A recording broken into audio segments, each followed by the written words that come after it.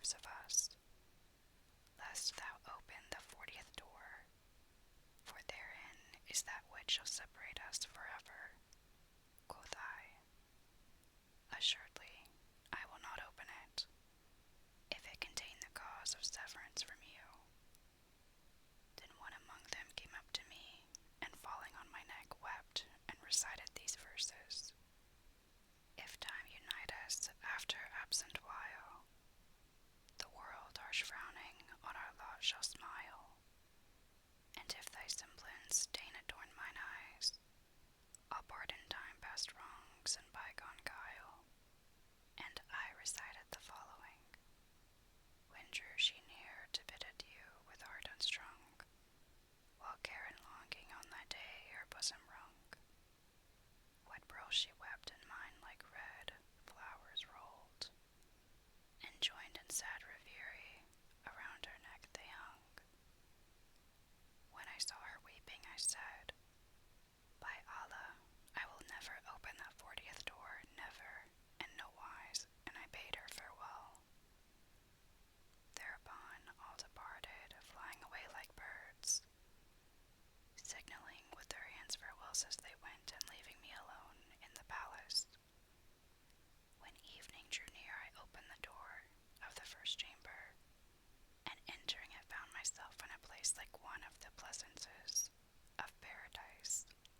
It was a garden with trees of freshest green and ripe fruits of yellow sheen, and its birds were singing clear and keen, and rills ran wimpling through the fair terrene. The sight and sounds brought solace to my sprite, and I walked among the trees, and I smelt the breath of the flowers on the breeze, and heard the birdies sing their melodies, hymning the one, the Almighty, in sweetest litanies.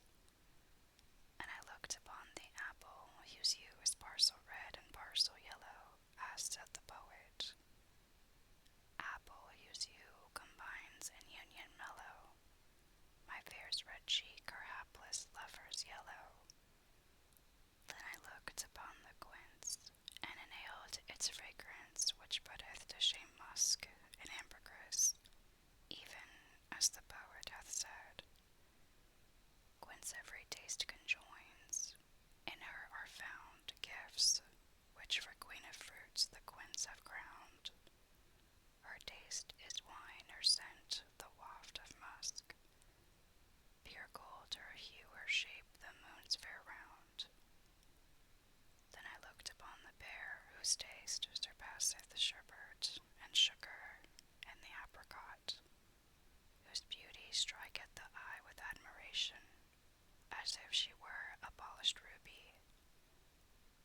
Then I went out of the place and locked the door as I was before.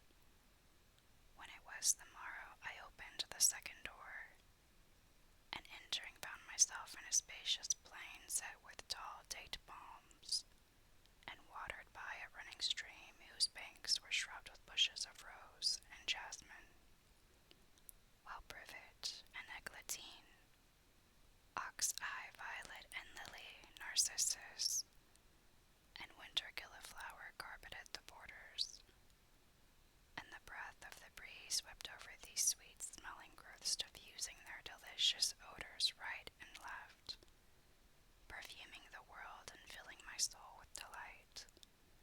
After taking my pleasure there a while, I went from it, and having closed the door as it was before, opened the third door, wherein I saw a high open hall, with party-colored marbles, and dura of price and other precious stones, and hung with cages of sandalwood and eaglewood, full of birds which made sweet music, such as the thousand voiced, and the moral, the turtle dove, and the Nubian ring dove. My heart was filled with pleasure thereby. My grief was dispelled, and I slept in that aviary till dawn.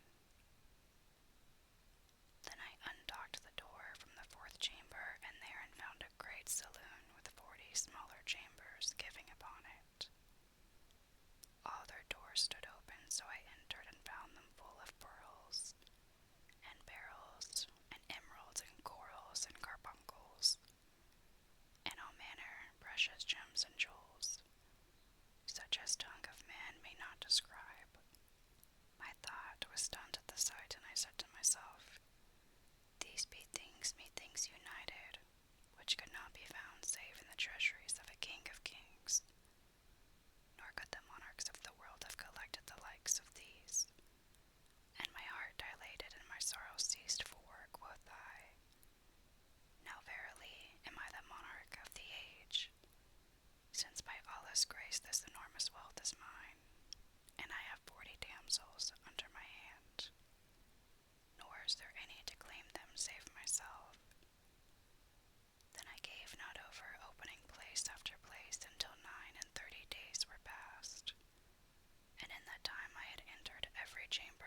except that one whose door the princesses had charged me not to open. But my thoughts on my mistress ever ran on that forbidden 40th, and Satan urged me to open it for my own undoing. Nor had I patience to forbear, albeit there wanted of the trysting time but a single day. So I stood before the chamber aforesaid, and after a moment's hesitation opened the door, which was plated with red gold, and entered. I was met by a perfume whose like I had never before smelled, and so sharp and subtle was the odor that it made my senses drunken as with strong wine. And I fell to the ground in a fainting fit which lasted a full hour.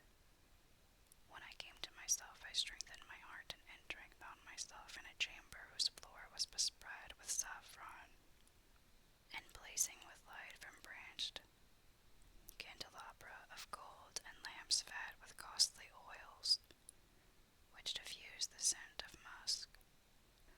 I saw there also 2 great censers, each as big as a bowl, flaming, and honeyed scent, and the place was full of their fragrance. Presently, O my lady, I espied a noble steed, black as the murks of night when murkiest, standing ready, saddled and bridled, and his saddle was of red gold before 2 mangers, one of clear crystal, wherein was husked sesame, and the other also of crystal, containing water of the rose scented with musk. When I saw this, I marveled and said to myself, doubtless in this animal must be some wondrous mystery. So I led him without the palace and mounted him. But he would not stir from his place. So I hammered his sides with my heels, but he moved not. And then I took the rein whip and struck him withal. When he felt the blow, he neighed a neigh with a sound like deafening thunder, and opening a pair of wings, flew up with me in the firmament of heaven, far beyond the eyesight of man. After a full hour of flight, he descended and alighted on a terrace roof, and shaking me off his back, lashed me on the face with his tail, and gouged out my left eye, causing it to roll along my cheek. Then he flew away. I went down from the terrace and found myself again amongst the 10-eyed youths sitting upon their 10 couches with blue covers, and they cried out when they saw me, no welcome to thee, nor aught of good cheer. We all lived of lives the happiest, and we ate and drank of the best. Upon brocades and cloths of gold we took our rest, and we slept with our heads on beauty's breast. But we could not await one day to gain the delights of a year. Quoth I, behold, I have become one like unto you, and now I would have you bring me a tray full of blackness, wherewith to blacken my face, and receive me into your society. No, by Allah, quoth they, thou shalt not sojourn with us, and now get thee hence. So they drove me away. Finding them reject me thus, I foresaw that matters would go hard with me, and I remembered the many miseries which destiny had written upon my forehead, and I fared forth from among them heavy-hearted and tearful-eyed, repeating to myself these words. I was sitting at mine ease, but my forwardness brought me to unease. Then I shaved beard and mustache and eyebrows, renouncing the world, and wandered in Kalandar garb about Allah's earth. And the Almighty decreed safety for me till I arrived at Baghdad, which was on the evening of this very night. Here I met these 2 other Kalandars standing bewildered. So I saluted them, saying, I am a stranger, and they answered, and we likewise be strangers. By the freak of fortune, we were like to like 3 Kalandars and 3 monoculars, all blind of the left eye. Such, O my lady, is the cause of the shearing of my beard and the manner of my losing an eye. Said the lady to him,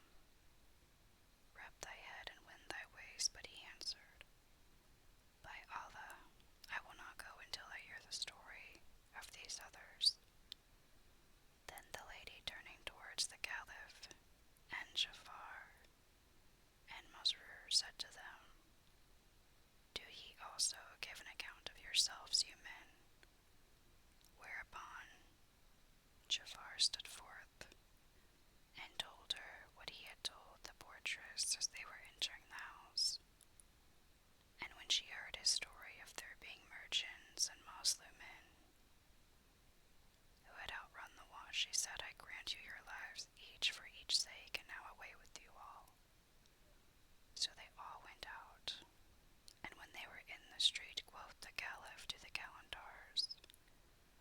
O company, whither go ye now, seeing that the morning hath not yet dawned? Quoth they, By Allah, O our Lord, we know not where to go. Come and pass the rest of the night with us, said the Caliph, and turning to the Jafar, take them home with thee, and tomorrow bring them to my presence, that we may chronicle their adventures. Jafar did as the Caliph bade him, and the commander of the faithful returned to his palace. But sleep gave no sign of visiting him that night, and he lay awake pondering the mishaps of the 3 Kalandar princes, and impatient to know the history of the ladies and the 2 black dogs. No sooner had morning dawned than he went forth and sat upon the throne of his sovereignty, and turning to Jafar after all his grandees and officers of state were gathered together, he said, Bring me the 3 ladies, and the 2 dogs, and the 3 Kalandars. So Jafar fared forth and brought them all before him, and the ladies were veiled. Then the minister turned to them and said, In the Caliph's name we pardon you your maltreatment of us and your